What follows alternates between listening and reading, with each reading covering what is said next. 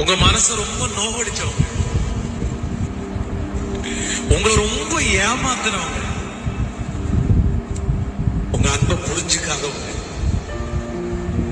நீங்க நேசிச்சோம் உங்களை நேசிக்கணும்னு தெரியவே தெரியாதவங்க. ஆண்டவர் அந்த வார்த்தையை தான் ஞாபகப்படுத்துறாரு.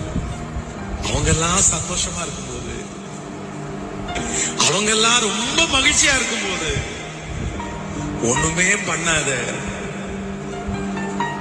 நேசிச்சீங்க அப்படின்ற அந்த ஒரே ஒரு காரணத்துக்காக, உங்களுக்காக பேச யாரும் இல்லை, உங்களுக்காக வழக்காட யாரும் இல்லை, அந்த காரணத்துக்காக ஏதோ ஒண்ண பண்ணி உங்க அன்பை ரொம்ப ரிஜெக்ட் பண்ணி உங்க மனச உடைச்சு அவங்க அவ்வளவு சந்தோஷமா இருக்கிறாங்களே. ஆண்டவர் கேட்கிறார், அவங்களே சந்தோஷமா இருக்கும் போது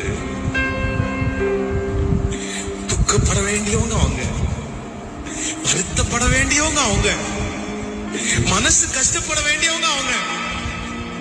ஆனா நீதான் மனசு கஷ்டப்பட்டிருக்க, நீதான் வருத்தப்பட்டு இருக்கிற, நீதான் தனிமையை ஃபீல் பண்ற. சொல்ற அவங்களே சந்தோஷமா இருக்கும் போது உன்னை நான் சந்தோஷமா வைக்க மாட்டேனா? கண்டிப்பா நான் உன்னை சந்தோஷமா வைப்பேன்.